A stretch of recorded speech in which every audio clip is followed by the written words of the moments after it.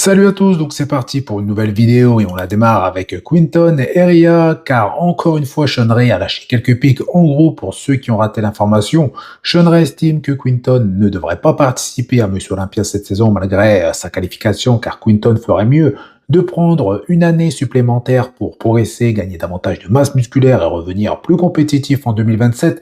Personnellement, je comprends ce qu'il veut dire, mais je pense qu'il se trompe parce que si on commence à raisonner de cette façon, il n'y aurait pas autant d'athlètes sur la scène de Monsieur Olympia actuellement. Mais bien évidemment, Quinton ne va pas remporter Monsieur Olympia. Quinton n'est pas encore au niveau de Derek, Samson a dit, ou encore Andrew. Le niveau est trop élevé, mais pour le moment, ce n'est pas la question.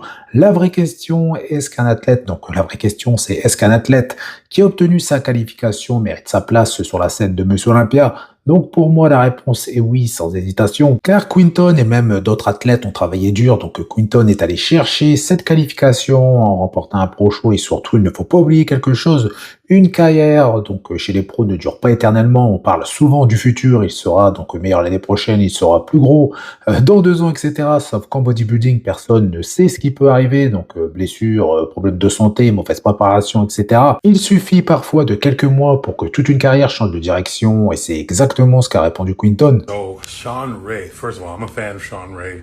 I really like Sean Ray. He said I shouldn't do the Olympia because he thinks I won't be able to place top 10. All right. Tomorrow's never promised, guys. You know, so when you work your tail off and you earn the opportunity to accomplish one of your dreams, I mean, it's a no-brainer. It's a no-brainer. I'm doing the Olympia. You know, I'm coming to the Olympia, and I don't have any sort of negative thing in my mind about anything pertaining to the Olympia. So I'm doing the Olympia, end of discussion, and yeah, you don't skip out on these opportunities. Donc je trouve que c'est probablement l'argument le plus intelligent dans toute cette histoire concernant le physique de Quinton, car au final c'est le plus important. Quinton possède quelque chose de que beaucoup d'athlètes open aimeraient avoir, donc une structure exceptionnelle avec des clavicules très larges, une taille relativement fine et une fois en condition, son physique est très impressionnant. Par contre, il y a encore des limites évidentes et c'est là où Sean Ray n'a pas totalement tort. Quand on regarde les meilleurs athlètes open actuels, Quinton manque encore de densité musculaire, surtout lorsqu'on parle de chaîne postérieure. Son dos n'a pas encore, donc n'est pas encore au niveau des meilleurs, ses ischios et ses fessiers peuvent encore progresser. Quinton donc est encore en construction, mais justement c'est aussi pour ça qu'il doit participer à Monsieur Olympia, car aucune compétition au monde ne te montre mieux tes points faibles que Monsieur Olympia. Quand tu es comparé aux 15, donc voire même 20 meilleurs physiques de la planète, tu sais exactement ce qu'il te manque, tu sais où tu dois progresser, tu sais ce qui fonctionne et surtout tu accumules une expérience qui n'a pas de prix. Personnellement, je préfère voir un athlète prendre cette expérience aujourd'hui plutôt que de rester chez lui en espérant être meilleur demain, parce que demain n'est effectivement jamais garanti. Alors oui, Quinton ne sera pas dans la lutte pour le titre ou même proche d'un top 6, voire même hors, donc en dehors du top 10, mais ce n'est pas une raison pour renoncer à Olympia parce que des qualifications Olympia, certains athlètes n'en obtiennent jamais ou voire qu'une seule dans toute leur carrière et lorsqu'une opportunité pareille se présente, bien évidemment, tu la prends. L'Ampro Classic Spain vient probablement de perdre son principal favori puisque Beros Tabani ne sera finalement pas sur scène ce week-end puisque son visa n'a pas été approuvé et ça change complètement la compétition parce qu'au vu de ces dernières updates, Beros semblait être dans la meilleure forme de sa carrière. Physique en excellentes conditions, énormément de détails, mais également des séparations, très belle qualité musculaire. En gros, on retrouve exactement ce qui fait la force de Beros depuis plusieurs années. Et ce qui rend la situation encore plus frustrante, c'est que ce problème arrive seulement quelques mois après Olympia. Beaucoup pensaient qu'après avoir obtenu son visa pour participer à Olympia l'année dernière, ce genre de complications ne se reproduirait plus. Et bien finalement, non. Et au pire moment, parce que Beros avait donc arrivé dans une compétition où il était le favori. Depuis plusieurs saisons, il y a très peu de compétitions où Beros est passé à travers, car si on regarde son parcours depuis le Roumanie Pro de 2021, les préparations ratées, ou plutôt les Peak Week ratés, il n'y en a quasiment aucune. La seule véritable exception reste Olympia 2025 et encore, donc son état de santé ne lui a pas permis d'être à 100%.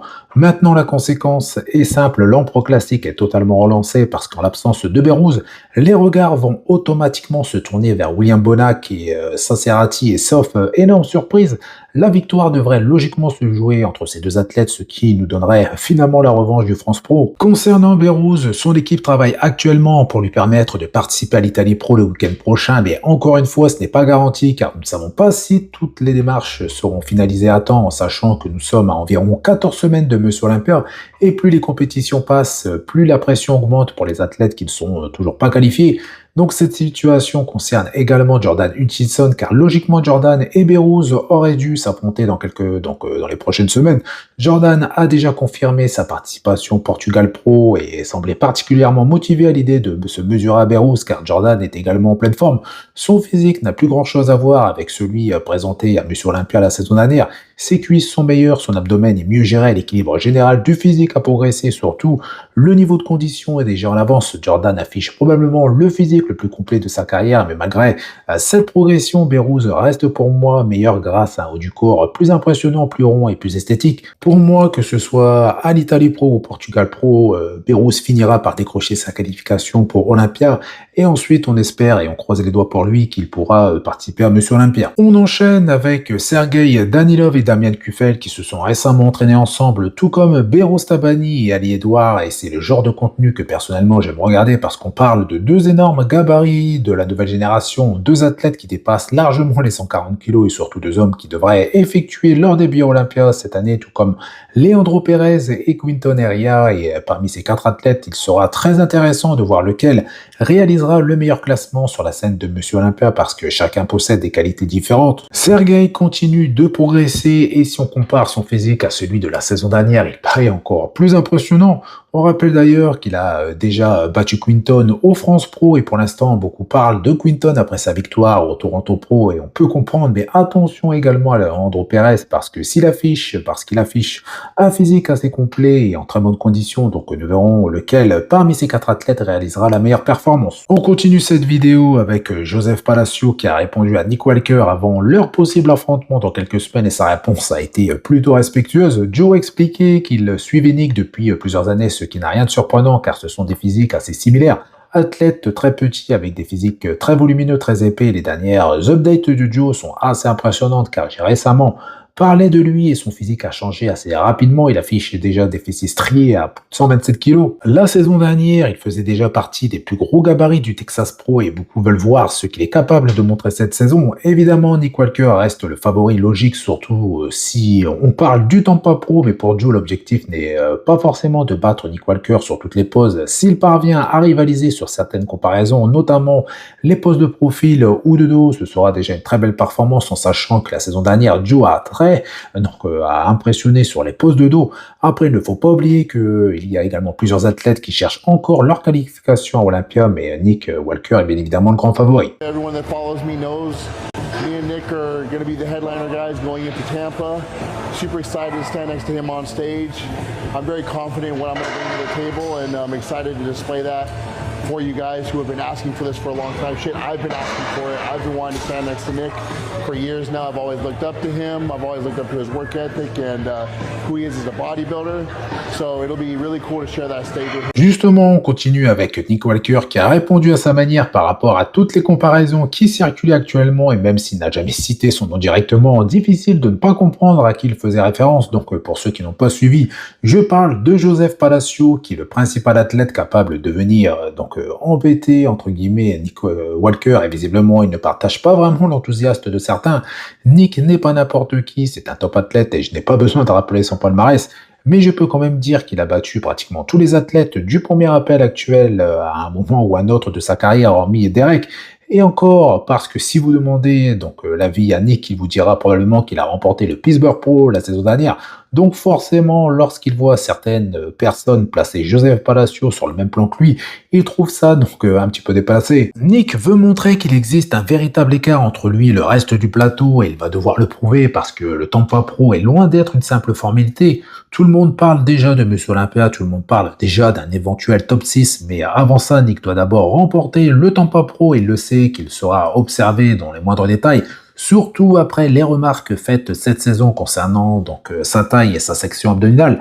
C'était probablement le principal sujet de discussion après l'Arnold Classic, donc la masse musculaire est là, la densité également, mais beaucoup attendent de voir une meilleure maîtrise de son abdomen et pour toute cette raison, je m'attends à voir un Nick Walker au top de sa forme, probablement dans une meilleure condition car la note classique du côté de Joseph Palacio. La situation est beaucoup plus facile car personne ne lui a demandé de remporter la compétition. Toute la pression est donc sur Nick Walker. Joseph arrive en tant qu'outsider et c'est probablement donc la meilleure position possible. Lightly, I'll say that now, but I'm not just coming to win.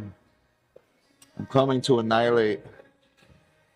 I'm coming to embarrass everybody. I want everyone to see that there's a big separation between me and my opponents. And I say that with the most respect to everybody competing. But there will be distance.